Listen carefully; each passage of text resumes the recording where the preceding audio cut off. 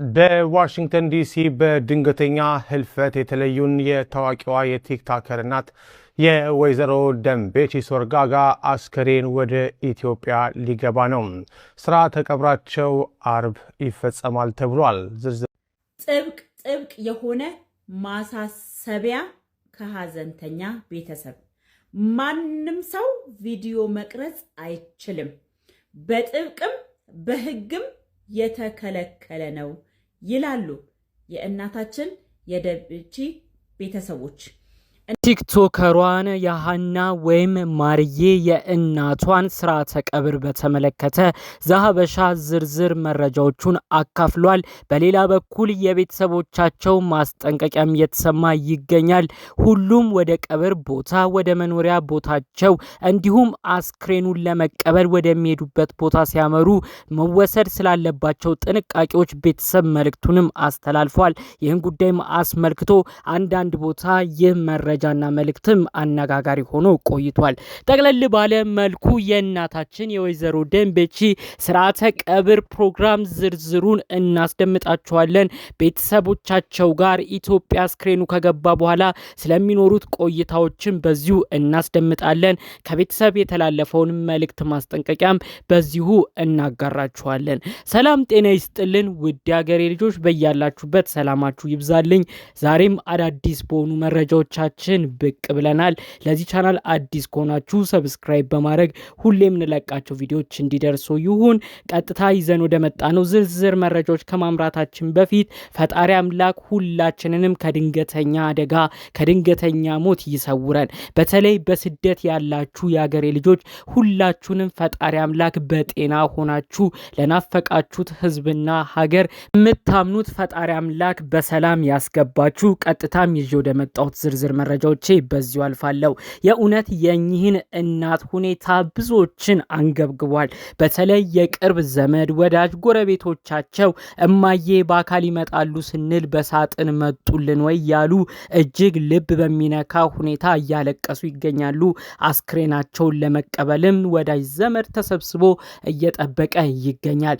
ዝርዝር ሁኔታው ተሰምቷል። ይህ አስክሬን አርብ ሌሊት ማለትም በኢትዮጵያ ሰዓት አቆጣጠር ከ12 ተኩል ከጠዋቱ እስከ 1 እስከ 2 ሰዓት እንደሚገባ፣ ታዲያ ኤርፖርት ከገባ በኋላ ወዳጅ ዘመዶቻቸው አቀባበል ከተደረገ በኋላ ቀጥታ ወደ መኖሪያ ቤት እንደሚያመራ፣ መኖሪያ ቤትም ከደረሰ በኋላ ከ4 ሰዓት እስከ 5 ሰዓት ባለው ፕሮግራም በጉራጌ ባህል የለቅሶ ስነስርዓት እንደሚደረግ፣ ከዛም በመቀጠል ጸሎተ ፍትሃት በመኖሪያ ቤታቸው በዛው እንደሚደረግ፣ 6 ሰዓት ጸሎተ ፍትሃቱ ካለቀ በኋላ ከሰዓት ማለትም ወደ 7 ሰዓት አስክሬናቸው ከመኖሪያ ቤታቸው በመውጣት እጀባ ተደርጎለት ወደ አማኑኤል ቤተክርስቲያን እንደሚያመራ፣ አማኑኤል ቤተክርስቲያን ከደረሰ በኋላም የተለያዩ ወረቦች በአውደ ምሕረት እንደሚቀርቡ፣ የህይወት ታሪኮች እንደሚነበቡ፣ የተለያዩ ጽሁፎች ስለኚህ እናት ከቀረቡ በኋላ በመቀጠልም ከቅዳሴ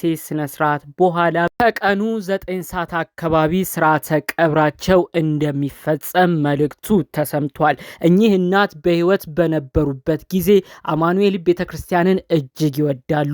በተለያዩ ቃለመጠይቃቸው ላይ ከልጃቸው ሃኒ ጋር በሚያደርጉትም ቆይታ አማኑኤል ቤተክርስቲያንን እየጠሩ ብዙ መልእክት አስተላልፈዋል። የኔ ደብሬ አማኑኤል ነው፣ አማኑኤል ስለው ሁሌም ይሰማኛል፣ የኔና የአማኑኤል ወዳጅነት የተለየ ነው፣ ደብሬ ቤተክርስቲያኔ እያሉ ነው በደናውም ጊዜ ጠሩት የነበረው።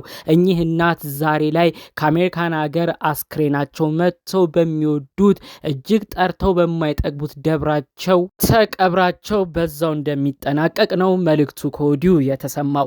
የኚህን እናት የአስክሬን ሽኝት ካቀባበሉ ጀምሮ እስከ ስርዓተ ቀብሩ መካፈል የሚፈልግ ሰዎች በተለያዩ ቦታ ያሉትን ፕሮግራሞች እየተከተለ የኚህን እናት ስርዓተ ቀብር አከናውኑ ጥሪ ቀርቧል።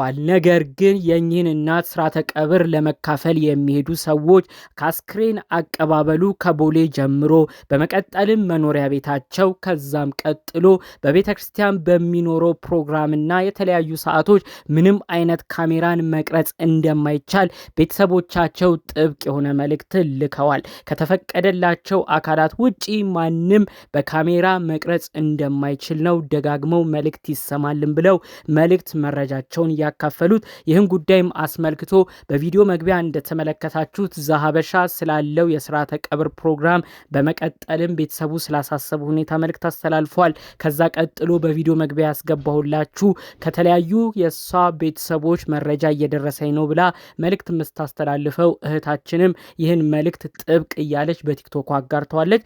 ታዲያ ይህንን መልእክቷን ስታስተላልፍ አንዳንዶች ኧረ ምንድነው በዚህን ያህል ደረጃ ጥብቅ የሆነው ማሳሰቢያ በዛ፣ ለምንድነው እንደዚህ ዛቻና ማስጠንቀቂያው የተደጋገመው ያሉ እቺን ግለሰብ በተለይ ደግሞ በቪዲዮ መግቢያ የተመለከታችኋትን ግለሰብ መልእክቷን ስታስተላልፍ ብዙዎች ኮመንት ሲጽፉ ነበረ። ይህን ጉዳይ አስመልክቶ እንግዲህ የተለያዩ ግለሰቦች የቤተሰብ መብት ነው፣ ይሄ የግል ጉዳያቸው ነው፣ ሁኔታውን እንዳይቀረጽ የማድረግ ሙሉ መብት አላቸው፣ እባካችሁ አናሳቃቸው፣ ሀዘናቸውን በስርዓት ይወጡ፣ ቤተሰብ ያስተላለፈውን ትዕዛዝም እናክብር፣ እዛ ፕሮግራም ላይ የሚገኙ ሰዎች ቪዲዮ ባለመቅረጽ የቤተሰቡን ትዕዛዝ በማክበር ግል ሁኔታቸውን የግል መረጃቸውን እናክብርላቸው በማለት መልእክት ተስተላልፏል።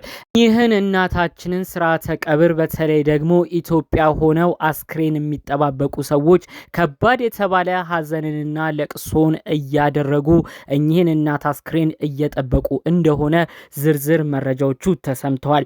እኚህ እናት በጤና በደህናው በነበሩበት ሰዓት በተለይ ኢትዮጵያ በነበሩበት ቆይታ ብዙዎችን ድረዋል፣ ኩለዋል። ብዙዎችን ከክፍለ ሀገር እያመጡ አዲስ አበባ እያስተማሩ ለወግ ለማዕረግ አብቅተዋል። ብዙ በአካባቢያቸው ያሉ ሰዎችን እየረዱ የተራበውን እያበሉ የተጠማውን እያጠጡ የታረዘውን እያለበሱ ለብዙ ድሆች ከለላ ጠለላ ሆነዋል። ዛሬ ላይ ሁሉም በአንድ መልክ እማዬ እማዬ ምን ነው ቀሩብን፣ እኛ በአካል ስንጠብቆ ትርሶ በሳጥን መጡ እያለ ሁሉም እየተላቀሰ እንደሆነ መልእክቶቹ እየተሰሙ ይገኛሉ።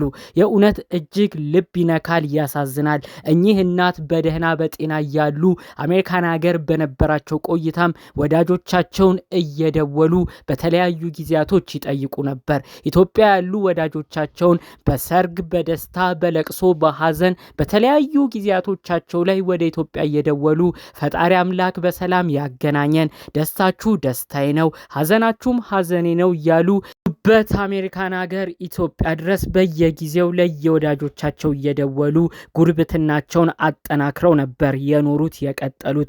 እኚህ እናት ደጋግመው ጎረቤቶቻቸው ወዳጆቻቸው ጋር በደስታ በሐዘናቸው በደወሉ ቁጥር የሚናገሩት ይህን ቃል ነበር።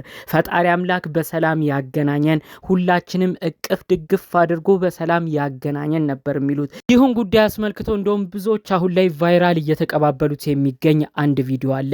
ያም ቪዲዮ እንግዲህ ልጃቸው ቲክቶከር ሀና ወይም ማርዬ ቪዲዮ እየቀረጸቻቸው እኚህ እናት ኢትዮጵያ ደውለው አንድ ጓደኛቸውን ያወራሉ። እኛ ጓደኛቸው በልጆቻቸው ተከበው ካባ ተደርጎላቸው የነበረበትን ፎቶ ተመልክተው ነው። ታዲያ እማዬ ወደ ኢትዮጵያ ደውለው እንዲህ ይላሉ፣ ጓደኛዬ ደስታሽን ተመልክቻለሁ፣ በልጆችሽ ተከበሽ ካባ ሲደረግልሽም አይቻለሁ፣ እጅግ ደስ ብሎኛል እያሉ ጥሩ ወዳጅነት ድሮ የለመድን የናፈቅነውን ጉርብትና እያነሱ እኚህን ጓደኛቸውን ኢትዮጵያ ደውለው ያወራሉ። በዛ ጊዜ ታዲያ ሀና ቪዲዮ የቀረጸቻቸው የእናቷን ንግግር በቲክቶክ ለቀዋለች። ታዲያ ኢትዮጵያ ያለችው የማዬ ወዳጅ የሆነችው ግለሰብ ፈጣሪ አምላክ በሰላም ያገናኘን፣ እማዬ አንቺም ከአሜሪካ መተሽ ኢትዮጵያ በሰላም ያገናኘን፣ ሞት ሳይቀድመን እንገናኝ ያለችው ንግግር እጅግ ብዙዎችን አሁን ላይ እያሳዘነ አንጀት እየበላ ይገኛል። እኚህ እናት ብዙ ወዳጆቻቸው ይሏቸው የነበረው በሰላም በጤና ሁላችንንም ያገናኘን፣ ሞት ሳይቀድመን እንገናኝ ነበር ይሏቸው የነበረው። ነገር ግን በድንገተኛ ሁኔታ እኚህን እናት አተናቸዋል። የእውነት ልብ ይነካል።